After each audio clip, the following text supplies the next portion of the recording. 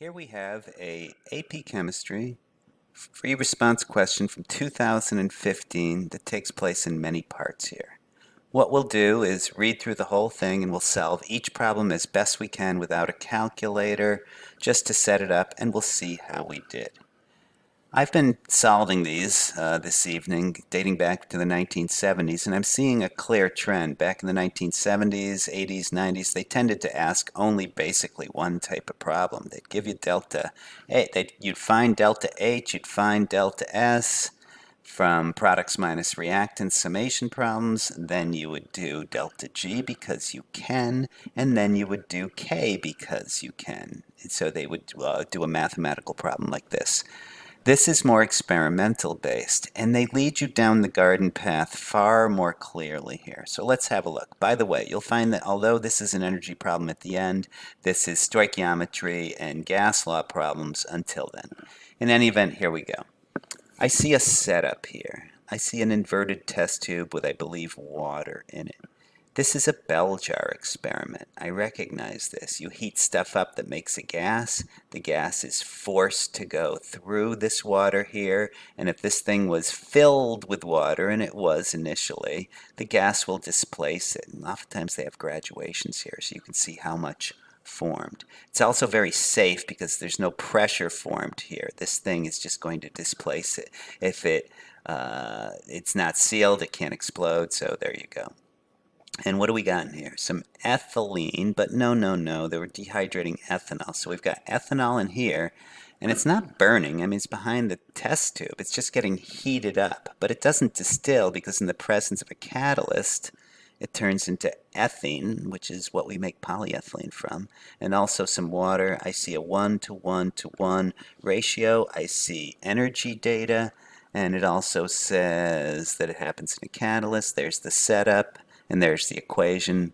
They take a 0.2 gram sample of ethanol. That is not much in terms of moles.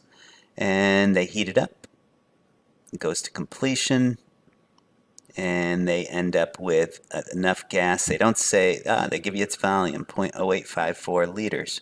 And there's your pressure, and that's at 305 K. They also mention the vapor pressure of water. I think I know why. And they want the number of moles of ethylene that was produced. Not theoretically, but that was produced. Well, that looks like a gas law problem. PV equals nRT, and we need N, so N equals PV over RT. This is the picky law, so pressure has to be in atmospheres, which it is. Volume needs to be in liters, which it is. Temperature needs to be in Kelvin, which it is. Well, thank you, College Board. The only thing that's tricky is that pressure is partly due to water since it bubbled through water. So the pressure is not quite 0.822 atmospheres. We have to subtract out that much. And there they were slightly evil. Why they didn't give that in atmospheres, I don't know. But 760 is an atmosphere. So we have 35.7 divided by 760 that we have to subtract out. We solve for N and we figure out how many moles we got. And there it is. We've got 0.00264 moles. Good. And then it says how many moles of product would be produced if everything went to completion. I think that by that they mean what is the theoretical yield based on 0.2 grams. That's how I would have worded it. Anyhow, 0.2 grams is a certain number of moles of ethanol. For every mole of ethanol, you get 1 mole of ethylene. So it's the same number. It's just 0.2 divided by 46.1, right? And then one of these gives you one of those. So we should have made 0.00434. We only made 0.00264. It looks like better than 50%, which is what they ask next. 60.8%, fine. And then they say, because the dehydration is not observed to occur at room temperature, that must mean the equilibrium constant is less than 1 at 298. What is this obsession with an equilibrium constant of 1 meaning equilibrium? I don't know. I guess if it's 1 to 1 to 1, which it is, it might be true. But we can certainly calculate it, right? So let's just go ahead and see if that's actually true. How are we going to do that? Well, we can get delta G from delta H minus T at 298 and see if it's actually 1. But what they need is K. So once we get our K, we will then have to find out what K is. And yeah, delta G equals minus RT times the natural log of K.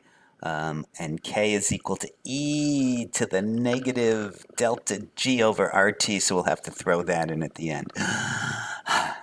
And so first they calculate their delta G, which is positive, so it's not going to occur spontaneously. So I think that's right away giving it away that you're not at equilibrium.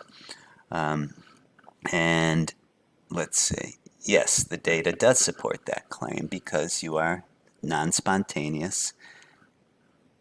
Less than one. Not at one, less than one. So that makes sense. And if you did take K sub p equals e to the minus g of rt, you would get a number less than 1. They didn't bother doing it, but they know that's always true when delta g is greater than 0, and that's how you solve that. This is a AP Chemistry released item from 2015.